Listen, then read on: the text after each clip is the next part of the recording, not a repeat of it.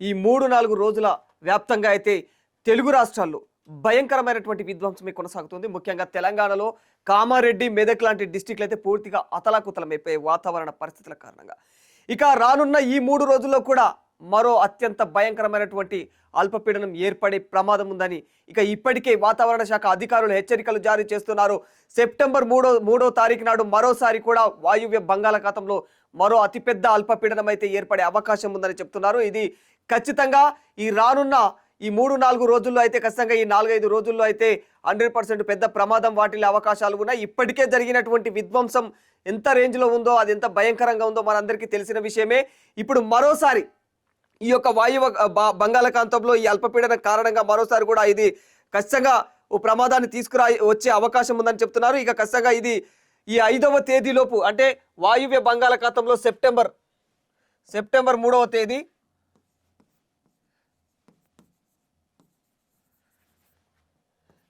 3వ తేదీ అల్పపీడనం ఏర్పడే అవకాశం ఉందని చెప్తున్నారు. ఇది ఖచ్చితంగా 5వ తేదీ లోపు వాయుగుండంగా మారుతుంది. అతిపెద్ద వాయుగుండంగా మారే అవకాశాలు ఉన్నాయని వాతావరణ శాఖ అధికారులు తెలియజేస్తూ ఉన్నారు. అయితే ఇప్పటి వరకే ఏ రేంజ్లో విధ్వంసం జరిగిందో, కామారెడ్డి, మెదక్ లాంటి డిస్టిక్లలో ఎలాంటి విధ్వంసం జరిగిందో మనందరికీ తెలిసిందే.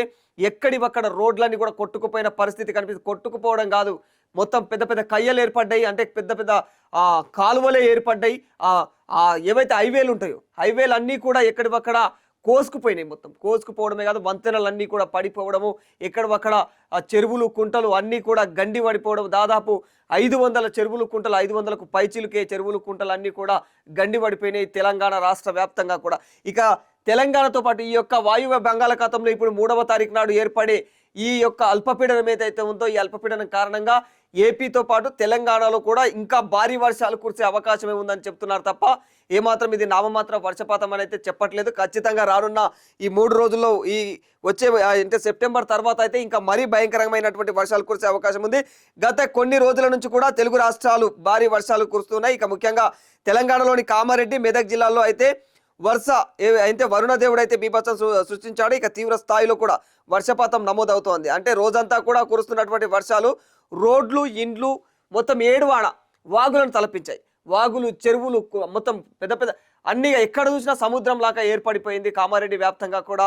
మరి అలాంటి పరిణామాలు మళ్ళీ ఎదురయ్యే అవకాశం ఉంటే ఇప్పుడున్న సిచ్యువేషన్లో ఎలాంటి జాగ్రత్తలు తీసుకోవాలి, ఎలాంటి ముందస్తు చర్యలు తీసుకోవాలని ప్రభుత్వం కూడా ముందస్తుగా వాళ్ళైతే అలర్ట్ అవుతూ ఉన్నారు. ఇప్పటికే మరోసారి కూడా అక్కడ రెడ్ అలర్ట్ను కూడా జారీ చేయడం జరుగుతూ ఉంది. మరి ఏ జిల్లాలకు రెడ్ అలర్ట్ జారీ చేస్తున్నారు, ఏ జిల్లాలు ప్రమాదాన్ని పొంచి ఉన్నాయి తెలంగాణలో, ఇక ఏపీలో ఏ జిల్లాలకు ఎక్కువ వర్షపాతం నమోదయ్యే అవకాశాలు ఉన్నాయనేది ఒకసారి మనం ఆ లిస్టు చూసే ప్రయత్నం చేద్దాం ఖచ్చితంగా. ఇంకా మళ్ళీ తెలంగాణలోని కామారెడ్డి, మెదక్ జిల్లాలో భారీ వర్షాలు కురుస్తాయని అయితే ఇప్పటికే అధికారులు తెలియజేస్తున్నారు. మళ్ళీ ఖచ్చితంగా ఏదేది కామారెడ్డి,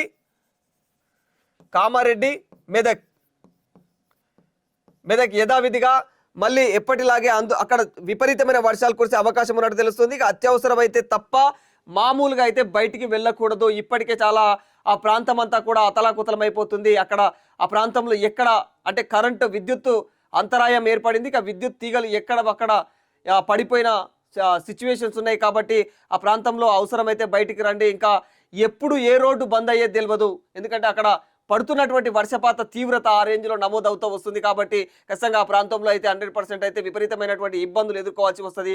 రానున్న ఈ వారం రోజుల పాటు కూడా ఖచ్చితంగా అందరూ ప్రజలంతా అయితే తగు జాగ్రత్తలు పాటించాలి. ఇప్పటికే తెలంగాణ ఏదైతే వెదర్ రిపోర్ట్ అందజేసే సంస్థ ఉంటుందో తెలంగాణకు సంబంధించి ఇప్పటికే ఆ వెదర్ రిపోర్ట్ వాళ్ళు ఇప్పటికే వాతావరణ శాఖ అధికారులు అయితే దానికి సంబంధించి అనేకమైనటువంటి అప్డేట్స్ చేస్తూనే ఉన్నారు. ఈ పలానా జిల్లాలు ప్రమాదంలో ఉన్నాయి, మరి ఏ జిల్లాలు ప్రమాదంలో ఉన్నాయి అనేసి ఒకసారి చూసినట్లయితే మనము కామారెడ్డి,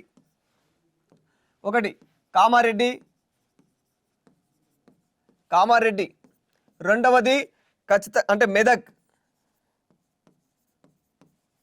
మూడవది అంటే ఈ ఏరియా వీటికైతే ఎక్కువ వర్షపాతం నమోదయ్యే అవకాశం ఉంది. ఇప్పటికీ కూడా కొన్ని చోట్ల అయితే భారీ వర్షాలు కురుస్తూనే ఉన్నాయి. మళ్ళీ ఇంతలోనే ఈ భారీ వర్షం అనేది అయితే ఖచ్చితంగా అందరినీ భయపెడుతున్న సన్నివేశం అని చెప్పుకోవాలి. ఇక వాతావరణ శాఖ అయితే దీనికి సంబంధించి హెచ్చరికలు జారీ చేస్తుంది. భారీ వర్షాలు మళ్లీ పడడంతో కామారెడ్డి, మెదక్ జిల్లాలు కొన్ని ప్రాంతాలు అధికంగా అంటే ముఖ్యంగా ఈ ప్రాంతాలకు కామారెడ్డి, మెదక్ ఈ ప్రాంతాలకైతే రెడ్ అలర్ట్ జారీ చేయడం జరిగింది. రెడ్ అలర్ట్ జారీ చేస్తూ ఇక భారీ వర్షాలు మళ్ళీ ఉన్నాయని చెప్పేసి అయితే చెప్తా ఉన్నారు. అలాగే దానికి సంబంధించి అంటే ఏదైతే ఇక మోస్తారు వర్షపాతం నమోదయ్యే జిల్లాలు ఏవేవైతే ఉన్నాయని చూసినట్లయితే మోస్తారు వర్షపాతం నమోదయ్యే జిల్లాలు కూడా కొన్ని ఉన్నాయి. ముఖ్యంగా అందులో ముఖ్యంగా అయితే మోస్తారుగా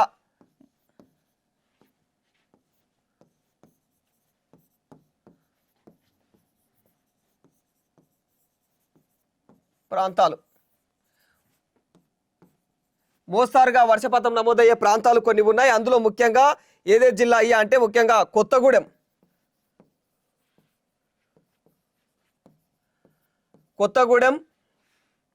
జగిత్యాల,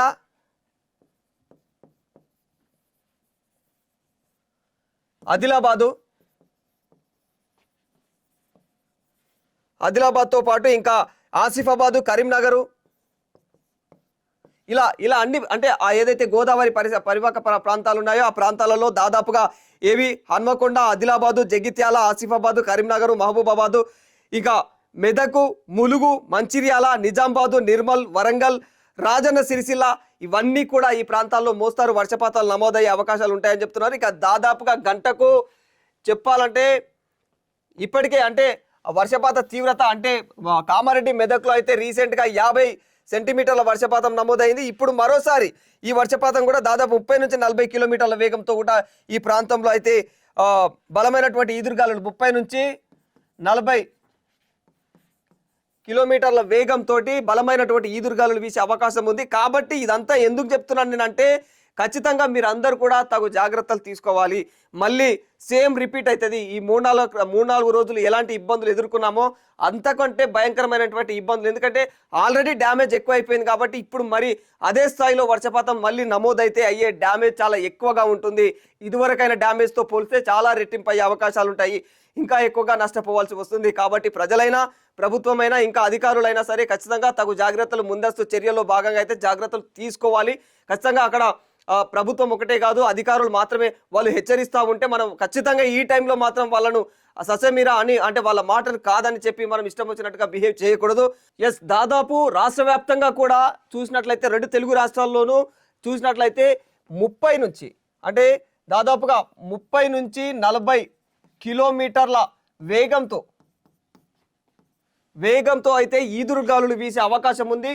అంటే 30 నుంచి 40 కిలోమీటర్ల వేగంతో ఈదురుగాలులు వీచుడు, దాంతోపాటు వర్షం నమోదవుడు, తీవ్రమైనటువంటి అధిక వర్షపాతం నమోదవుడు అనేటివి సాధారణమైన విషయాలు కావు. ఖచ్చితంగా అన్నిటినీ డ్యామేజ్ చేసే అంశం అనే చెప్పుకోవాలి. ముఖ్యంగా తెలంగాణలో చూసినట్లయితే ఆదిలాబాదు, ఆసిఫాబాదు, మంచిర్యాల, నిర్మల్, నిజామాబాదు ఇవన్నీ కూడా అంటే ఇవేవైతే గోదావరి పరివాహక ప్రాంతాలు కావచ్చు, లేకపోతే కృష్ణా పరివాహక ప్రాంతాలు ఏవైతే ఉన్నాయో ఇవన్నీ ప్రాంతాలకు కూడా ఏపీ, తెలంగాణ వ్యాప్తంగా చాలా ప్రమాదం వాటిల్లే అవకాశం ఉంది. ఇదివరకు ఏ జిల్లాలు అధికంగా ప్రమాదాన్ని ఎదుర్కొన్నాయో ఈ వర్షం కారణంగా ఇప్పుడు అవే జిల్లాలు కూడా ఇప్పుడు మరోసారి కామారెడ్డి, కామారెడ్డికి, మెదక్లకు మరోసారి రెడ్ అలర్ట్ జారీ చేయడం జరిగింది.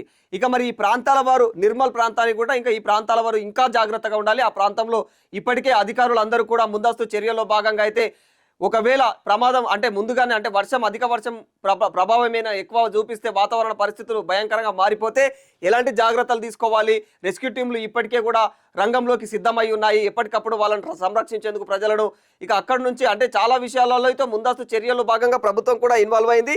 అయితే ముఖ్యంగా గుర్తుపెట్టుకోండి, ఖచ్చితంగా ఇవన్నీ జిల్లాలు ప్రమాదంలో ఉన్నట్టే. అంటే అన్ని జిల్లాలకు అధిక వర్షపాతం నమోదవుతుంది. హన్మకొండ, ఆదిలాబాదు, జగిత్యాల, ఆసిఫాబాద్, కరీంనగర్, మహబూబాబాద్, మెదక్, ములుగు, మంచిర్యాల, నిజామాబాదు, నిర్మల్, వరంగల్, రాజన్న సిరిసిల్ల ఈ ప్రాంతాలన్నీ కూడా అధిక వర్షపాతమే నమోదవుతూ ఉంటుంది. ఈ ప్రాంతాలలో ఇక ఏపీ వ్యాప్తంగా చూసినట్లయితే శ్రీకాకుళం, విజయనగరం, పార్వతీపురం, ఇక అల్లూరి సీతారామరాజు, అనకాపల్లి, కాకినాడ, విశాఖపట్నం, తూర్పు గోదావరి, పశ్చిమ గోదావరి, గుంటూరు ఇవన్నీ ప్రాంతాలు కూడా, అనంతపురం కావచ్చు, నెల్లూరు కావచ్చు, తిరుపతి, ప్రకాశం, విజయవాడ, ఈ పల్నాడు ఈ ప్రాంతాలు ఏవైతే ఉన్నాయో అన్ని ప్రాంతాలు కూడా అంటే చెప్పుకోవాలంటే కరెక్ట్గా ఏదైతే గోదావరి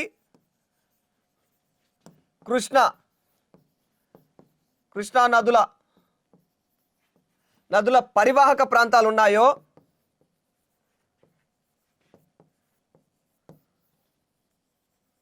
ఈ గోదావరి కృష్ణా పరివాహక ప్రాంతాలు ఏవైతే ఈ కృష్ణా గోదావరి బేసిన్ ఏదైతే ఉందో ఆ ప్రాంతాలలో ఖచ్చితంగా ప్రమాదం ఎక్కువగా ఉండే అవకాశాలు ఉన్నాయి. రోడ్లన్నీ కూడా ఇప్పటికే చిందరబందర మొత్తం ఎక్కడక్కడ పగిలిపోయి ఉన్నాయి. కాబట్టి ఇంకా విద్యుత్ అంతరాయం కూడా గట్టిగా ఏర్పడిన ఎంత నష్టం ఏర్పడాలో అంత నష్టం జరిగిపోయింది. పంటలు పూర్తిగా వేసిన పంటలన్నీ కూడా విధ్వంసం అయిపోయాయి, పూర్తిగా నీటిమయమైపోయాయి, కాలనీలే మునిగిపోయాయి. ఇప్పుడు మళ్ళీ అదే పరిస్థితి ఈ 3 రోజుల తర్వాత కూడా, అంటే సెప్టెంబర్ 3 తారీఖు తర్వాత కూడా అదే పరిస్థితి ఎదురయ్యే అవకాశాలు ఉన్నాయని వాతావరణ అధికారులు మరోసారి అయితే పెద్ద బాంబే వేల్చారు. అంటే ఇది నిజంగా భయపడాల్సిన అంశమే. అంటే మిమ్మల్ని భయపెట్టాలని కాదు, ఖచ్చితంగా జాగ్రత్తగా ఉండాలని మాత్రం అధికారులు చెప్తున్నటువంటి ఈ ప్రయత్నం అన్నట్టు. అందరూ కూడా అధికారులు మాత్రమే కాకుండా మనం కూడా చాలా అలర్ట్గా ఉండాలి. రానున్న ఈ 4-5 రోజుల పాటు కూడా ఖచ్చితంగా అధిక వర్షాలు ఉన్నాయి. Be careful.